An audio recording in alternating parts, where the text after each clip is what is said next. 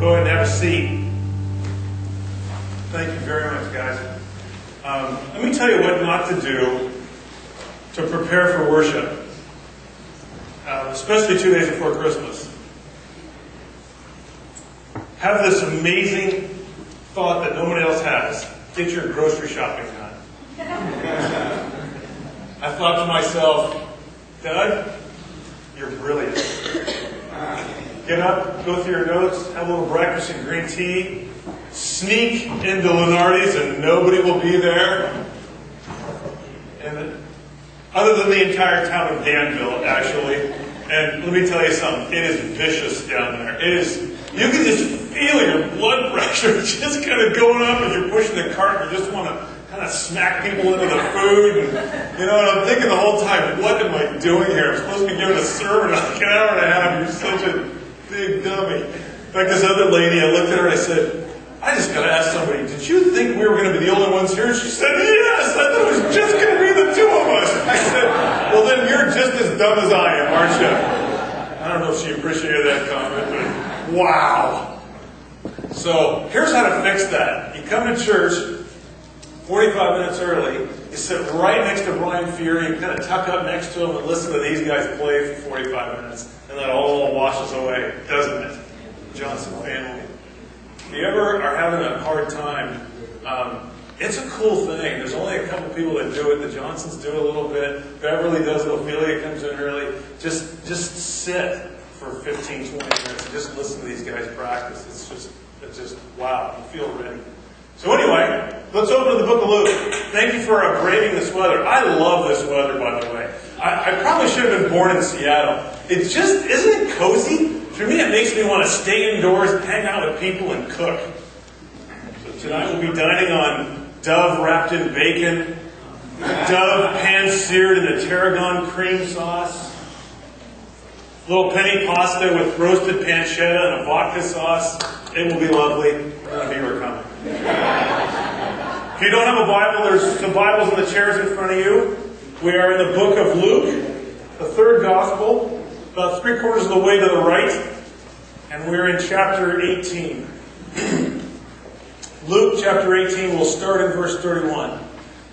Then he took the 12 aside and said to them, Behold, we are going up to Jerusalem, and all things which are written through the prophets about the Son of Man will be accomplished. For he will be handed over to the Gentiles, and will be mocked, and mistreated, and spit upon, and after they have scourged him, they will kill him. And the third day, he will rise again. But the disciples understood none of these things, and the meaning of this statement was hidden from them, and they did not comprehend the things that were said. This is it. And that's the feeling you should have. The ministry of Jesus is essentially done. And soon Jesus will begin the slow climb and long climb from Jericho up to the city of Jerusalem. And as the text says, even though it's not grasped by Jesus' closest followers, it's going to get really ugly. In chapter 9, and I've said this about 1,000,000 times, Jesus stood at the precipice of Israel on the farthest tip north. You can see it up there in Caesarea Philippi. And almost set his body in the direction of the temple of Jerusalem. And the text in Luke says that Jesus set his face towards Jerusalem. For 9 long months, Jesus has meandered his way down to this point, the point that we come to essentially this morning and the next week. Jesus began his ministry in Jerusalem, and Jesus will end his ministry in Jerusalem. And what awaits Jesus is at the heart of the divine struggle. It's the heart of what Jesus came for, over how life is lived out, whether it's in humility on behalf of somebody else, or whether it's in self-gratification and self-glorification. Jericho is a full day's walk. I've done one big segment of it. I went the other direction from Jerusalem to Jericho. But from Jericho to Jerusalem, it's about 17 miles. And it's an uphill walk. Jerusalem's at about 2,500 foot elevation. Jericho's about 800 feet below sea level. So you're talking about leaving from here and hiking up Mount Diablo, essentially. So it's a long, long, arduous, dry, warm walk, as you can see. And when Jesus arrives in this town of Jericho, two events take place. And they're seldom placed together. But I think Luke wants these two placed together. And they really show two sides of a coin. On one side, they show Jesus interacting with an oppressed person, but on the other hand, you see Jesus interacting with an oppressor and how he handles that. And as we've seen throughout Luke, we know how Jesus acts with the marginalized, with the widow, with the poor, with those that have no intrinsic value, as we talked about last week, with those that are in subordination to others, those that have been cast aside, those that can't get their life straight. We know how Jesus reacts to that. But what does Jesus do with an oppressor? I mean, is it possible to actually oppose the oppressor, but actually love them all at the same time? So let's take a look at these stories one at a time. First of all, Jesus and the oppressed. Verse 35. As Jesus was approaching Jericho, a blind man was sitting by the road begging. Now, hearing a crowd going by, he began to inquire what this was.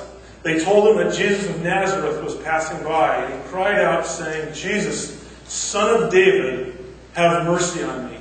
Now, in the Middle East, village folks, show honor to a guest coming in two ways. By the size of the crowd that shows up, and how far outside of the town they walk to greet the guest. And that is exactly what's taking place here. So you can tell how big of a guest Jericho is receiving by how big this crowd is and how far outside the town they went to meet him. They hear he's coming from a long way off, and they gather and go to him to greet him. He's that prominent of a guest. And Luke doesn't really indicate exactly who's in the crowd. We already know his disciples are with him because the passage says that. And when I hear disciple, I always think of the 12 guys. But really it's more than that. It's at least a couple dozen, maybe upwards to 50, 60, 70 people who are his followers. Women and men, by the way. But the majority of this crowd is from Jericho. And this crowd would really have two thoughts in their mind as this guest comes in. Number one, we will throw this guy a banquet, because any really honored guest would have a banquet thrown for him. And the second assumption that they would have is that this guest would clearly stay overnight. There's no way a guest would come to a town and just blow right through. It would be an affront to the town itself. And as this crowd greets this honored guest, Jesus, and they turn to come in the city, we're introduced to a blind beggar, the passage says. Now this blind beggar probably represents the 5 to 10% of the population that were known as the expendables. This guy is forced by his malady to live off of the generosity of other people. And in short, this guy really is an embarrassment. You remember the parable with the dishonest steward that ripped off the estate owner? He gets fired. Do you remember what he says to himself? He said, I have a real problem on my hands because I'm too old to work labor. And do you remember the second comment? I'm ashamed to beg. And that's the position this blind guy is in. And probably the only thing really sustaining this blind guy is that in the Jewish culture, almsgiving is a huge thing. And this is what this guy is asking for. He's asking for alms. And we don't know this from the book of Luke, but in the book of the Gospel of Mark, we find out his name is Bartimaeus. It's a beautiful name. It means son of filth. Which begs the question, how does this much of an honored guest waste his time with an expendable embarrassment? And on top of that, why does Jesus go beyond simply giving him what he's asking for? He's asking for alms. Why does he not just give him alms? And this beggar addresses Jesus with a very odd title. He calls him Son of David. Now, we know from the book of Luke already that the term Son of David is correlated with the term Son of God. Now, for those of you that maybe don't know your Bibles quite as well, David was kind of the second king of Israel, and some might say the first real king. The people picked the first king, God picked the second. And David was very, very, very dear to God. And David was the best king that Israel had ever seen. David's the best king that Israel has still ever seen. He's the first guy in 400 years to really fulfill the promise that God had given the Israelites to give them the land. He's the first guy to actually trust God enough to take it all. He's a dude. I mean, this guy he loves God. He's just an amazing, amazing guy. And there's prophecies that are given in the Old Testament that the kingdom will actually stick with David. It will come out of his royal line, if you will. And really, there are these messianic thoughts that the messianic king that would come one day would come from the royal line of David. The Davidite, if you will. And he would be the one, and in this case Jesus, he would be the one to essentially deliver Israel and take this rightful throne. So, as long as this Davidite shows up, he's in the royal line. And again, you have to ask the question, why does Jesus waste his time with somebody that's simply asking alms? And why does he go beyond that? The crowd tells this guy to essentially shut up. But the more they tell him to close his mouth, the louder he gets. And in a really kind of funny twist to me, Jesus makes the very people that are insulting him grab him and bring him to him, which is really kind of telling, I think. And the beggar approaches Jesus, and he faces, unfortunately for him, a sort of an exam. Let's look at verse 40. And Jesus stopped and commanded that he be brought to him. And when he came near, he questioned him. "What do you want me to do for you?" he said. Bartimaeus answered, "Lord, I want to regain my sight." Now, that's a dumb question, isn't it? It sounds dumb. You got a blind guy begging for alms, and Jesus, the question that he comes up with is, "What can I do for you?" That seems a little odd to me. It's interesting that this blind guy actually, in Jewish culture, is actually fulfilling a very necessary role in society. He's there to remind people that they're not in the same position he's in, and to then give back to God with the recognition of this guy's need. The blind beggar in a Jewish culture in the time of Jesus would not do what you and I encounter with a homeless person, for example. He would never say, "Do you have any loose change?" That's not a line in Roman antiquity in the time of Jesus. What he would say, rather, is, "Give to God." Reminding the passersby that they have a responsibility before God to recognize what they have in their pocket is not theirs anyway. And they are more fortunate. Furthermore, this guy is in a public place, so whoever gives to this guy is actually going to receive honor. So typically what the beggar would do in this case, if they were able to, if somebody gave them alms, they would actually stand and announce how faithful this person was to God by giving to them. So it was quite an honorable process.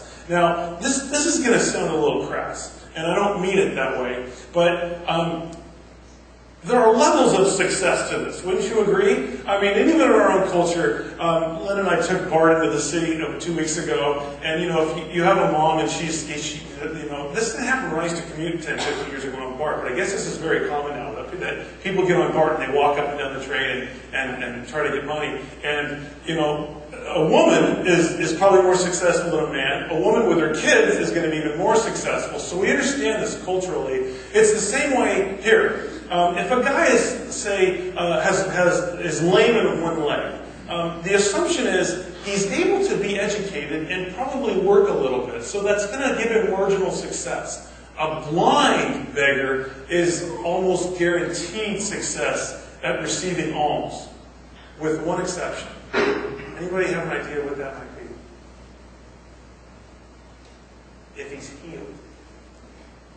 You see, if the blind man is healed, he no longer has the process that he has for living. And so Jesus gives this guy a sort of exam. What he really asks him is, Are you comfortable where you're at?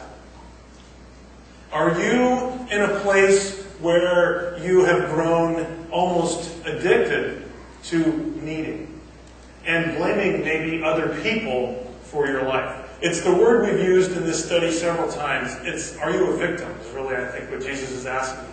Are you able to adjust today even though you've got expectations from yesterday? Or are you going to live within the expectations of yesterday?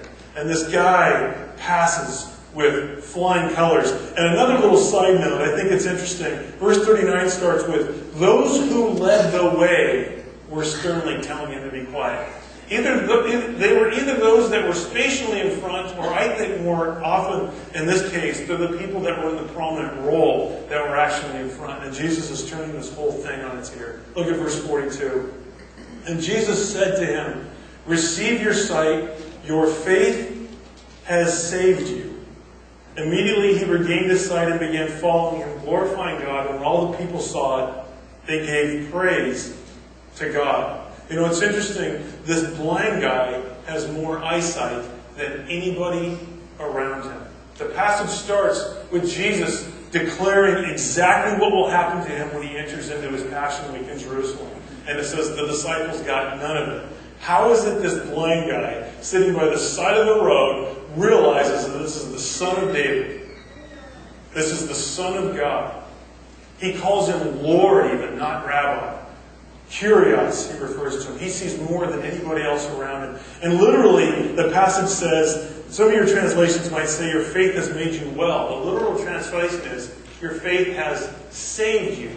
So not only has he received his sight, not only has he received back his restoration in the community, but he's actually welcomed into the followers of Jesus and now enters into the kingdom of God. To the oppressed, Jesus offers healing. To the oppressed, Jesus offers salvation. And to the oppressed, Jesus offers a way out of being a victim and feeling sorry for yourself and actually saying, I will leave my addiction behind and I will step forward with you, even though it makes me uncomfortable. I will let go of yesterday's expectation and go with what you have for me today, Jesus. Now the second story, Jesus and the oppressor. Once again, this passage this morning, starting in chapter 19, is a beautifully laid out, 9-scene poem. It starts with Jesus, it ends with Jesus, it's got Jesus in the middle, which is always the climactic scene where Jesus is offering this costly love to this guy that we will introduce now. Chapter 19, verse 1. He entered Jericho and was passing through, which means he had no intention of staying there even though they expected it. And there was a man called by the name of Zacchaeus, and he was a chief tax collector, and he was rich. So again, the crowd would expect Jesus to come and have a banquet with him and stay the night. Jesus has this idea that it's almost like he's so focused. It's almost the gravitational pull, if you will, up in Jerusalem is so strong, he can't even consider staying there. And it says that out of nowhere, this Zacchaeus guy appears into the story. And it says he was a tax collector. And I don't want to belabor it because Jeremy did a beautiful job speaking about this. But I'll spend 30 seconds on it just to re-describe what it means to be a tax collector. The actual term was tax farming, which should really give you an idea. You know, when a farmer plants a field of corn, he doesn't plant the field and collect half of it. The idea is you're going to scrape this place. And that's the idea behind what a tax collector was. And what they did was, Jewish people would actually bid for these Roman-ruled towns and cities and villages to have the right to be the tax collector for the town. And if you won the bid, you actually had a set amount that you had to deliver to Rome at the end of the year. And of course, if you set any bar you set above the Roman expectation was going into your pocket. So it's a fascinating comment that he's not only called a tax collector, he's also rich, which tells you he farms really well in people's pockets. Now the people's pockets he's farming in are all of his fellow Jewish countrymen. So he's literally obliterating his countrymen for his own sake. He has literally gotten rich on the backs of this entire town that has come out to greet Jesus. Tax collectors were despised in rabbinic literature. If you ever read anything in any ancient rabbinic literature, they are just despised. In fact, you were condoned to actually lie to a tax collector because they were defiled. Not only were they defiled, their entire family was defiled because of the way they treated their fellow countrymen. So this guy's getting rich on the backs of his countrymen. Verse 3. Zacchaeus was trying to see who Jesus was, and was unable because of the crowd, for he was small in stature, it says. So not only is he a horrible guy, he's also apparently not a whole bunch to look at. He's small, it says. Now, again, if he's a respected man of authority, Middle Eastern culture, it would almost be like parting the sea. A respected man of authority, they would actually part the way so that that person could walk through. Do you remember the passage last week? It just popped into my head. Where Jesus is receiving these infants and little children. And the disciples are really upset about it because there's a ruler standing there. They recognize in their culture, there's a man of authority here. Don't waste your time with infants and kids. He's standing right here. So they would normally part ways. But obviously they won't do that for Zacchaeus. Not only that, it's very dangerous for Zacchaeus to be short. Because at any point in a crowd, as he's walking through, he can get a knife right in the back. And nobody, I can assure you, is going to mind this a bit. So he's in extreme danger as well. But for reasons that Luke does not explain to us, this tax collector wants to meet this Jesus. So he does two really weird things. Look at verse 4. So he ran on ahead and climbed up into a sycamore tree in order to see him, for he was about to pass through that way. First of all, Middle Eastern adults do not run. I mean, you have a cloak, it's like pulling up the skirt. No man wearing it wants to wear a dress, let alone have to run in his dress. So you do not run in Middle Eastern culture for a man. This is what makes partly, Jeremy, right, the prodigal story so weird. The father actually runs to this wayward son. It's really not accepted at all. On top of that, it says he climbs a tree. Rich, powerful people in this society do not climb trees. I know it's still fun. I know you want to do it. Do it in your backyard if you live in Israel then. Don't do it if you're rich and powerful in public. So Zacchaeus knows this, but he doesn't mind. He still runs ahead of the crowd and climbs up into this tree. So why a sycamore tree? This actual tree, this is in Jericho, by the way. I didn't climb it because obviously I just have too much stature to climb trees. But one obvious answer is the leaves are large, and I have sycamore trees in my backyard. They're easy to climb. You can get up there and you can hide. That's an obvious answer. But there's also a cultural answer. Trees like this, the mission stated specifically that a tree like this was not to be planted in the town. It was to be planted a minimum of 75 feet outside of town. Now there's a really good reason for this. The tree, as you can see it, it's got a canopy. So in essence, the rabbis viewed this as almost a sort of tent, like a dwelling. And so if a defiled person walked under this tree, or was in this tree, and anybody else walked under the tree, you would now be defiled alongside that other person. Because it's like entering somebody's house. If you enter into the house of a defiled person, you are now defiled by being under their roof. It's the same thing by coming under this canopy. So again, Zacchaeus chooses to climb up in this tree outside of town, thinking he can get away with it because nobody would come out there, and probably even he's thinking nobody would want to be under this tree, and then in the dense foliage, nobody would actually see him. But in spite of this well thought out plan, he's spotted. Verse 5. When Jesus came to the place, he looked up and said to him, Zacchaeus, hurry and come down, for today I must stay at your house. The thought here is, if Jesus can see him, then what? Everybody else can see him. You know, the immediate thought you should have is, how on earth does Jesus know this guy's name? He just walked into town. And he refers to him as Zacchaeus. And if you're like me, you do the unfortunate God thing. Well, Jesus is God, of course, you know, he just knows this stuff. And it outs us from actually seeing what's really going on in the passage. Jesus knows his name because Jerry likes the genie blinking. I'll try to weave that into every sermon now, Jerry. This guy is having insults hurled at him in this tree.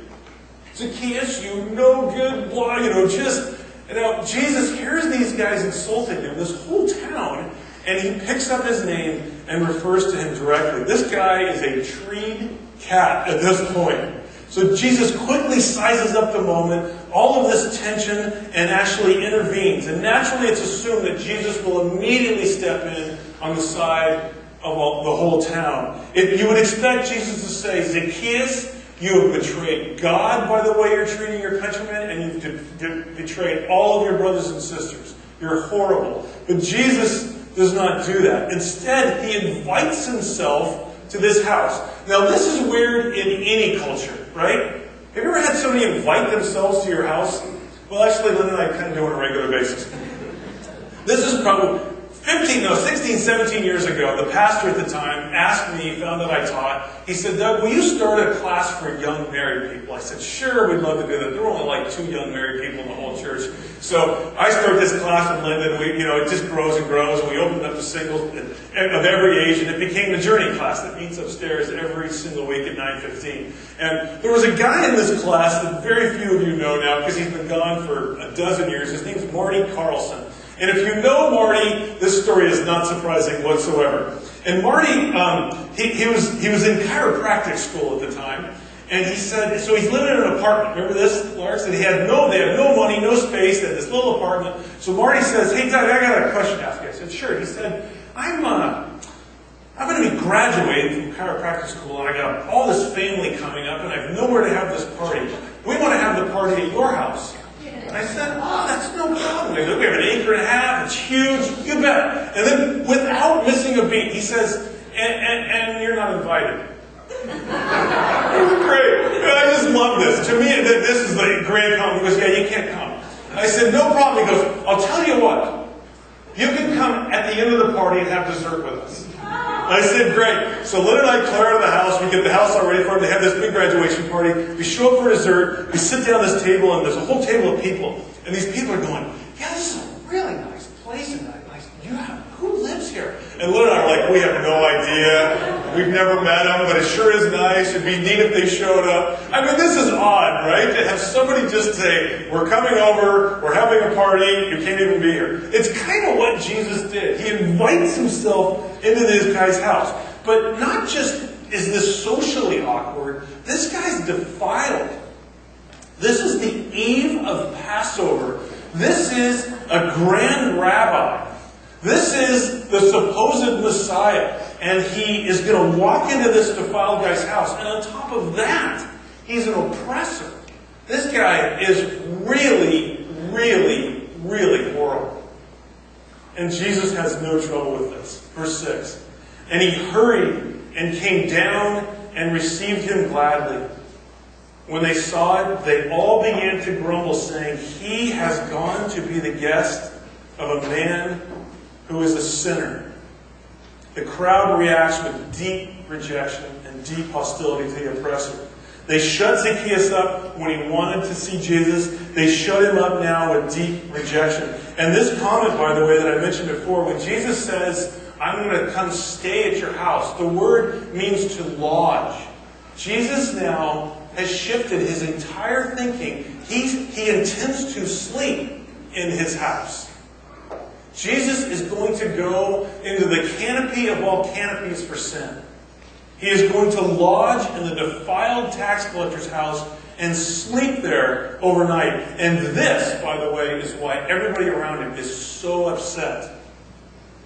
Not only is this guy an oppressor, but this guy is defiled on top of it. And Jesus now is going to spend the night with him on the eve of Passover? What kind of rabbi is this? What kind of cruddy Messiah are we looking at? That evening, Zacchaeus hosts a banquet. And what's funny to me is I was whispering to Brian, I don't know who's there. Maybe just his family members. Nobody likes this guy. Jesus gave up a banquet with the entire city to go to a defiled guy's house and have a meal with about 3, 4, 5 people probably. Verse 8, Zacchaeus stopped and said to the Lord, Behold, Lord, half of my possessions I will give to the poor. And if I have defrauded anyone anything, I will give back 4 times as much. And most scholars agree that in typical Middle Eastern style, he's exaggerating. John, you'll appreciate this because you're a numbers guy. I actually sat with Brian, who's my business partner and also a CPA, and I went through these numbers because I read this in a commentary. 50% of his assets, and to anyone that has cheated him 4 times that. If all the money he has collected unjustly over the years amounts to 13% of his remaining assets, he will not even be able to pay this full pledge. No one expects this guy to do this much to this limit. But if you want to see if he's sincere, you exaggerate. And if you don't understand that, maybe you need to go meet a Jewish person. You know how they talk. And that's exactly what he's doing. Every time you go to Israel or go to the Promised Land, you listen to people, they're just exaggerating like crazy. It's his way of proving to the community, and proving to Jesus, I mean what I'm saying. So what do we do with all of this? I mean, what was hard for me was, there's like an entire sermon just on learning lessons from these 2 stories.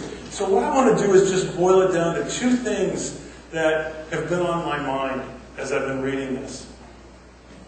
The first one comes from Jesus' comment, verse 9.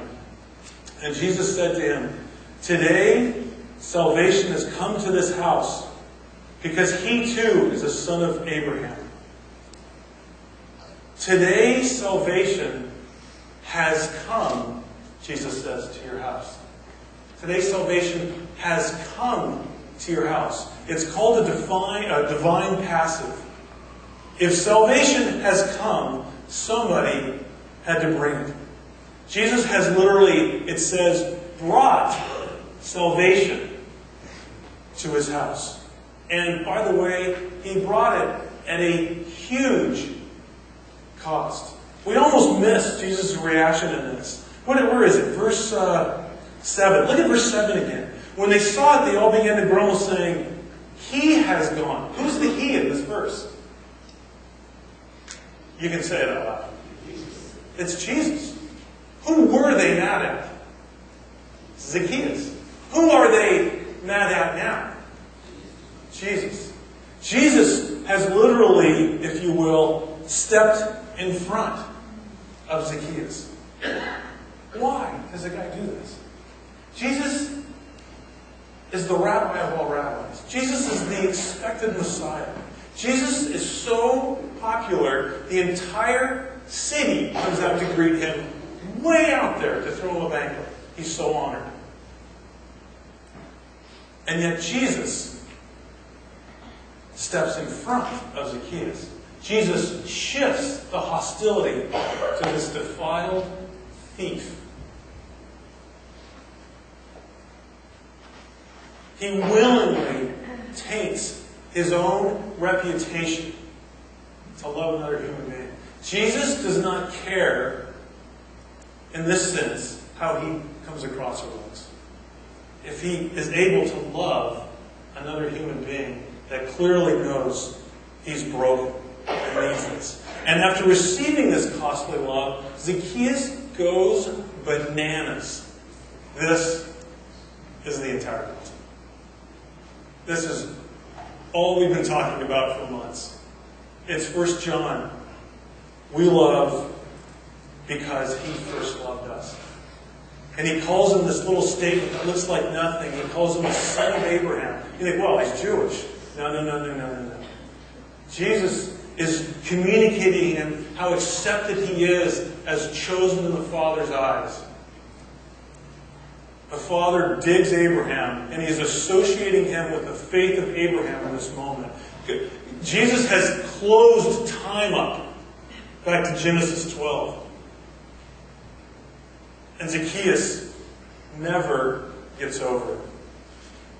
The second thought is something that Brian was feeding back to me. A lot of times we'll go to lunch, and I'll just give him pieces of the sermon that are just amazing to me through our time. And then he'll every now and then just spit this just nugget out at me. And he said, you know what's hitting me as I hear this, Doug? It's this whole idea of unlikely. It's not only unlikely people that Jesus is loving, but he's doing it in an extremely unlikely way. You know, if you're like me, I tend to decide who's ready to receive love. I tend to decide who's really close in the kingdom, to the kingdom of God, who's really receptive to the gospel. I decide these things, and I'm wrong almost every time, by the way. Because it's not the people that necessarily appear to be ready. The whole city is fascinated with Jesus, and they all miss the point. His disciples have been traveling for 3 years. He tells them, okay, let me just give you the entire play-by-play. I'm going to go in, I get beaten, I get scourged, in passages, and they just went, just right over his head. And a blind beggar just hears Jesus' name, and he goes, that's the David. That's my king coming in. How does a blind guy know this? He's the least likely, I think, when you look at it, to receive the kingdom. And he's the only one that seemed close.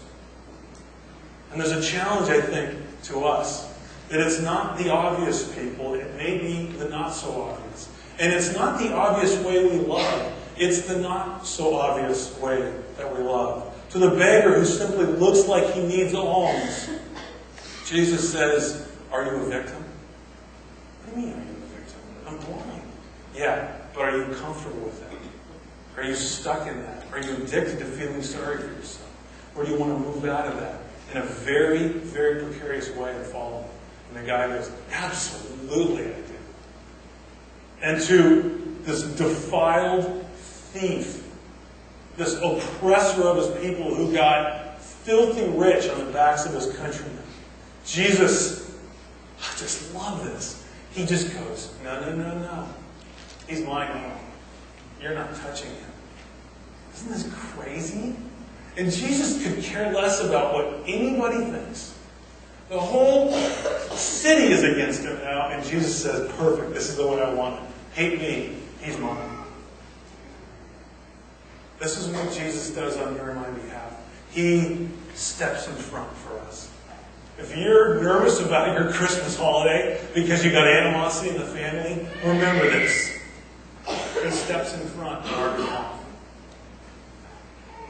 If you feel like you're the unrecognized, if you feel like, wow, I'm so far out, I don't know how to get close, Jesus says, you're the one I'm looking for. He loves the unlikely, and he does it in very unlikely ways. The Son of Man came to seek and save the lost. Jesus is the Good Shepherd. He searches for those that need help. He's looking for those that are hurt and broken and inconsistent and know they can't navigate life under their own power. He stands alongside the oppressed, and he stands in front of the oppressor. Let's pray.